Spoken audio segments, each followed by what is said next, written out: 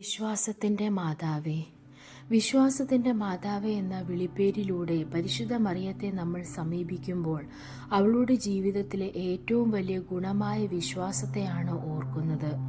ദൈവത്തിൻ്റെ വിളി അവൾക്ക് ലഭിച്ചപ്പോൾ ഭാവിയിൽ എന്ത് സംഭവിക്കുമെന്ന് പൂർണ്ണമായി അറിയാതിരുന്നിട്ടും അവൾ പൂർണ്ണമായ വിശ്വാസത്തോടെ ഇനി ദൈവത്തിൻ്റെ ഇഷ്ടം നടക്കട്ടെ എന്ന് സമ്മതിച്ചു.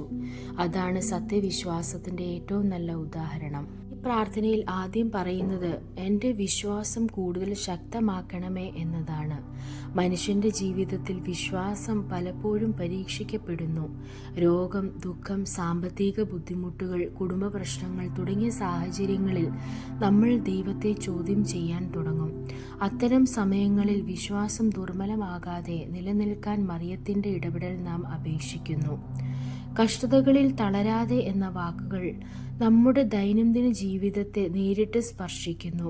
കഷ്ടതകൾ വരുമ്പോൾ മനുഷ്യൻ ക്ഷീണിക്കുകയും പ്രത്യാശ നഷ്ടപ്പെടുത്തുകയും ചെയ്യുന്നു. എന്നാൽ വിശ്വാസമുള്ള ഒരാൾക്ക് കഷ്ടതകൾ പോലും ദൈവത്തിൻ്റെ പദ്ധതിയുടെ ഭാഗമാണെന്ന് തിരിച്ചറിയാൻ കഴിയും.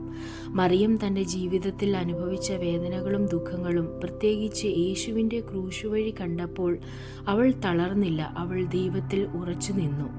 ദൈവത്തിൽ പൂർണ്ണമായി വിശ്വസിക്കാൻ എന്നെ പഠിപ്പിക്കണമേ എന്ന അപേക്ഷ വളരെ ആഴമുള്ളതാണ്.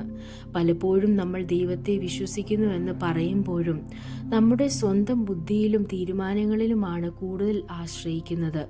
പൂർണ്ണമായ വിശ്വാസം എന്നത് എല്ലാം ദൈവത്തിൻ്റെ കൈകളിൽ ഏൽപ്പിച്ച് സമാധാനത്തോടെ മുന്നോട്ട് പോകുന്നതാണ്.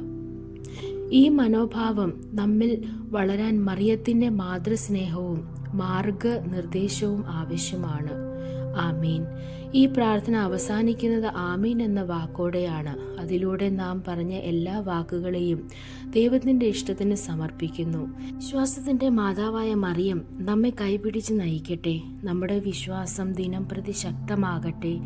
ഏതു സാഹചര്യത്തിലും ദൈവത്തിൽ ഉറച്ചു നിൽക്കാൻ നമ്മൾ പഠിക്കട്ടെ. ദൈവം നിങ്ങളെ അനുഗ്രഹിക്കട്ടെ.